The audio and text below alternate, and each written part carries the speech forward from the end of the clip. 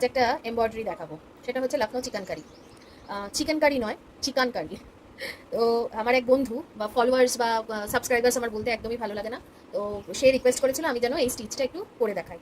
তো আমি সবসময়তে যাদের কাছ থেকে আমিও শিখেছি তাদেরকেও আমি অনেক সময়তে প্রেফার করি যে সাদা মানে কাপড় নিতে, সাদা সুতোর ওপরে জিনিসটা দেখাতে, যারা নতুন তাদের জন্য সুবিধা হয়। তো আঁকাটাই করে নিয়েছি আমি, ছাপটা ফেলে তারপর সেলাইটা করার সময় আবার দেখাচ্ছি। আর এই ছাপগুলো ফেলার জন্য আঁকাতে একদম এক্সপার্ট হতে হবে এরকম কোনো ব্যাপার নয়। গুগল থেকে গিয়ে ডাউনলোড করে নাও, গুগল থেকে এঁকে নাও, যেমন করে খুশি করে নিয়ে তারপরে তোমরা এই যে ছাপ দিয়ে কাজ করতেই পারো। এই দেখো আমি ছাপ দিয়ে নিয়েছি, খুব একটা ইজি ডিজাইন নিয়েছি, সাদা কাপড়ের উপরে সাদা সুতো দিয়ে দেখাচ্ছি, আর চোঁচ আর এমব্রয়ডারি ফ্রেম। প্রথমে ভাবলাম যে তোমাদেরকে ডাইরেক্ট ডিজাইনে দেখাবো, কিন্তু ডিজাইনে করতে গিয়ে বুঝলাম যে যারা একদম নতুন তাদের জন্য একটু অসুবিধা হবে, তাই আমি দুটো দাগ কেটে আগে ব্যাপারটাকে বুঝিয়ে দিই। আমি একটু তুলে রেখেছি।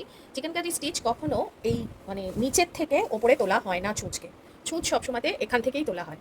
যেরকম ধরো এইটা তোমার গিট দিয়েছো সুতোতে, এবারে তুমি একটু ছোট্ট করে নিয়ে এইভাবে যে তুললে গিটটা কিন্তু তোমার এইখানেই থেকে গেল। আমার দেখো গিটটা এখানে রয়েছে এবং এটাতে ঢাকা পড়ে যাবে, ঠিক আছে?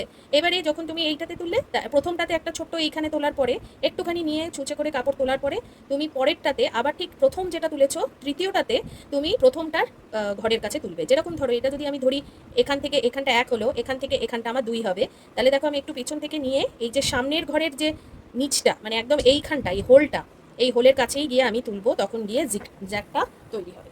এই দেখো, আবার এটা 2 নম্বর হলো, 3 নম্বরের জন্য আমি কি করব, এই হলে আবার তুলব। ঠিক আছে, খুব সোজা স্টিচ। খালি সবসময় মনে রাখবে চিকেন কারিতে নিচ থেকে, নিচের দিক থেকে ছুঁচকে তোলা হয় না, এই পাশাপাশিতেই তোলা হয়, ঠিক আছে? এবং গিট খুব ছোট্ট দেবে। আর কিছু ক্ষেত্রে তো লোকেরা মানে যারা খুব এক্সপার্ট তারা তো গিটই দেয় না, তারা ফটাফট ফটাফট শুরু করে সুতোটাকে এমনভাবে ভেতরে পেঁচিয়ে দেয় যে তোমার দেখাই যায় না।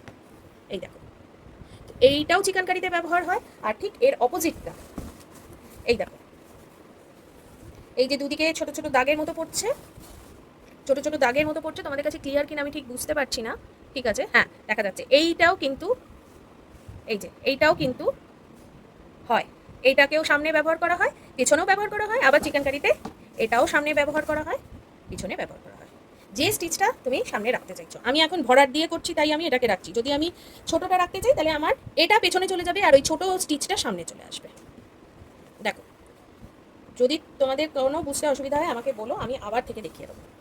খুব সোজা, এই পেছন থেকে নিয়ে ঠিক আগের হোলটাতে গিয়ে আবার তুলতে হবে, তাহলে এই জিগজ্যাগটা তৈরি হবে। এই দেখো কত তাড়াতাড়ি হয়ে যায়, ওই জন্য আমি চওড়া করে করলাম যাতে তোমাদের সুবিধা হয়। ঠিক আছে, আশা করছি তোমরা বুঝতে পেরেছো।